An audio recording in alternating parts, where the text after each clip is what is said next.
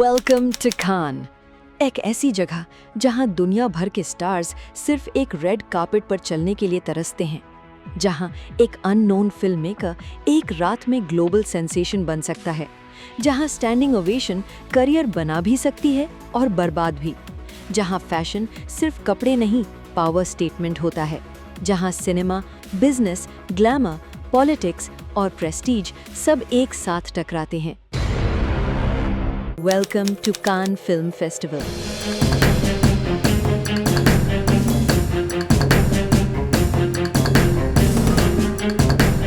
अगले 12 दिन पूरी दुनिया की नज़र एक छोटी सी फ्रेंच सिटी पर होगी। एंड ट्रस्ट मी, कान सिर्फ एक फिल्म फेस्टिवल नहीं है, it's the Olympics of cinema. What exactly is Cannes? सबसे पहले एक इम्पॉर्टेंट बात, कान को कैन्स नहीं, कान बोला जाता है। फ्रांस के ब्यूटीफुल फ्रेंच रिवियरा कोस्ट पर हर साल होता है कान फिल्म फेस्टिवल, एक ऐसा इवेंट जहां दुनिया की ग्रेटेस्ट फिल्म्स प्रीमियर होती है। Hollywood, Europe, Asia, Latin America, हर कॉन्टिनेंट का सिनेमा यहाँ मिलता है। अब आप सोच रहे होंगे ऑस्कर्स भी तो फेमस हैं, तो कान अलग कैसे है? ऑस्कर्स मेनली हॉलीवुड और कमर्शियल फिल्म मेकिंग को सेलिब्रेट करता है, लेकिन कान आर्ट को सेलिब्रेट करता है, सिनेमा को, स्टोरी टेलिंग को। यहाँ सिर्फ बॉक्स ऑफिस मैटर नहीं करता, यहाँ विजन मैटर करता है। कान में फिल्म्स compete करती हैं लेजेंडरी पाम डियोर के लिए। ये ट्रॉफी सिनेमा की दुनिया का होली ग्रेल मानी जाती है। यहाँ इंटरनेशनल जूरी होती है, वर्ल्ड प्रीमियर्स होती हैं, और सबसे आइकॉनिक ट्रेडिशन क्या है? Standing ovation. कई बार फिल्म्स को 8, 10, यहाँ तक कि 15 मिनट तक स्टैंडिंग ओवेशन मिलता है, और उसी मोमेंट दुनिया डिसाइड कर लेती है कि नेक्स्ट सिनेमैटिक मास्टरपीस कौन सी है। लेकिन कान इतना पावरफुल बना कैसे? उसकी स्टोरी ऑलमोस्ट वॉर से शुरू होती है।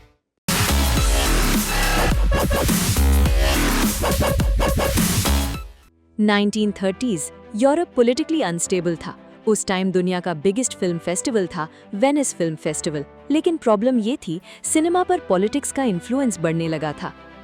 फ्रांस चाहता था एक ऐसा फेस्टिवल जहां सिनेमा को फ्रीडम मिले, पॉलिटिक्स नहीं। इसी ड्रीम से जन्म हुआ कान फिल्म फेस्टिवल का।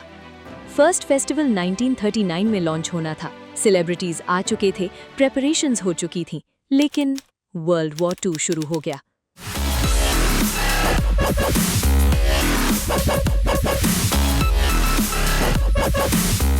फेस्टिवल कैंसिल, सिनेमा रुक गया, दुनिया बदल गई। फिर 1946 में वॉर के बाद कान ऑफिशियली रीलॉन्च हुआ, और धीरे धीरे ये सिर्फ फिल्म फेस्टिवल नहीं रहा, फ्रांस की कल्चरल पावर बन गया।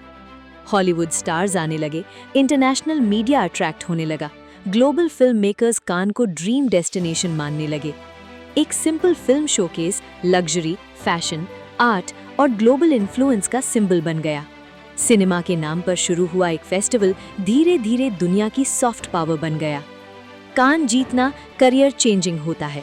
एक पाम डियोर डायरेक्टर को लेजेंड बना सकता है, अननोन एक्टर्स को ग्लोबल स्टार बना सकता है। कई ऑस्कर विनिंग फिल्म्स सबसे पहले कान में प्रीमियर हुई थी, क्योंकि अगर कान ने अप्रूव कर दिया तो दुनिया सुनने लगती है। लेकिन कान सिर्फ फिल्म्स नहीं है, ये बिजनेस भी है। यहाँ प्रोड्यूसर्स डील साइन करते हैं, OTT प्लेटफॉर्म्स राइट्स खरीदते हैं, ब्रांड सेलिब्रिटीज को स्पॉन्सर करते हैं, लग्जरी कंपनीज इमेज बिल्ड करती हैं। इसीलिए कई एक्टर्स बिना फिल्म के भी कान जाते हैं। Red carpet itself becomes the headline. It's very beautiful. This is gold apparently. Yeah. What's the price? I think I'm gonna have to buy a new car. I feel that I'm not even here almost. Like it's so surreal. It's amazing. Like this means so much. एक viral outfit, एक iconic photo, एक interview global PR machine activate कर देता है, और इसी global stage पर India ने भी अपनी पावरफुल आइडेंटिटी बनाई।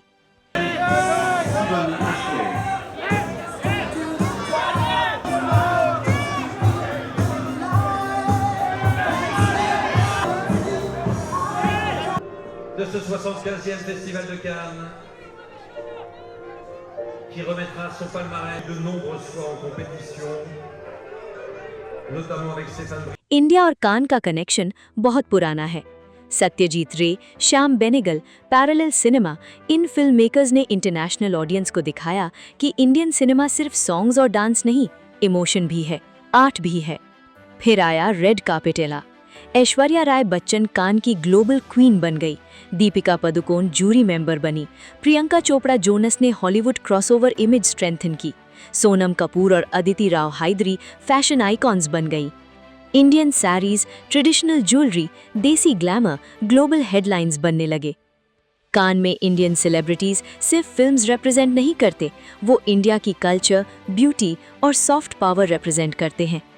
एक रेड कार्पेट वॉक कभी कभी डिप्लोमेसी से ज्यादा पावरफुल पीआर बन जाता है। लेकिन कान सिर्फ ग्लैमर नहीं है, प्रेशर कुकर भी है। Invitation only exclusivity, red carpet politics, fashion trolling, PR wars, everything happens here.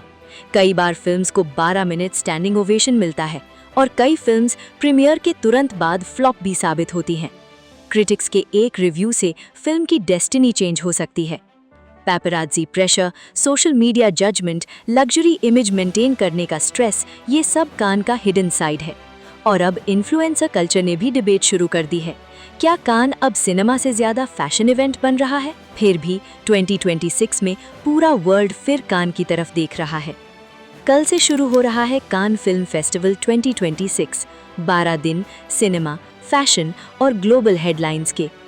Hollywood stars, Bollywood celebrities, Asian film makers, OTT giants सब फ्रेंच रिवियरा पहुंच रहे हैं। इस साल एक्सपेक्टेशंस और भी ज्यादा हैं, क्योंकि स्ट्रीमिंग एरा में भी कान की इंपॉर्टेंस खत्म नहीं हुई, एक्चुअली शायद और बढ़ गई है। OTT ने कंटेंट डेमोक्रेटाइज किया, लेकिन प्रेस्टीज आज भी कान डिफाइन करता है। सोशल मीडिया के एरा में एक वायरल कान मोमेंट पूरे इंटरनेट को डोमिनेट कर सकता है। स्पेशली एशियन सिनेमा अब ग्लोबल स्पॉटलाइट में आ रहा है। इंडिया, कोरिया, जापान सबकी स्टोरीज दुनिया सुनना चाहती है। अगले 12 दिन दुनिया की नज़र कान पर होगी और शायद नेक्स्ट सिनेमैटिक हिस्ट्री भी यहीं लिखी जाएगी। कान सिर्फ फिल्म्स का फेस्टिवल नहीं है, ये ड्रीम्स का फेस्टिवल है। एक फिल्म मेकर का सपना, एक एक्टर की एम्बिशन, एक कंट्री की कल्चरल आइडेंटिटी सब यहाँ एक स्क्रीन पर मिलते हैं। चाहे लैंग्वेज अलग हो, कल्चर अलग हो, स्टोरीज अलग हो, सिनेमा सबको कनेक्ट कर देता है। एक रेड कार्पेट किसी की जिंदगी हमेशा के लिए बदल सकता है।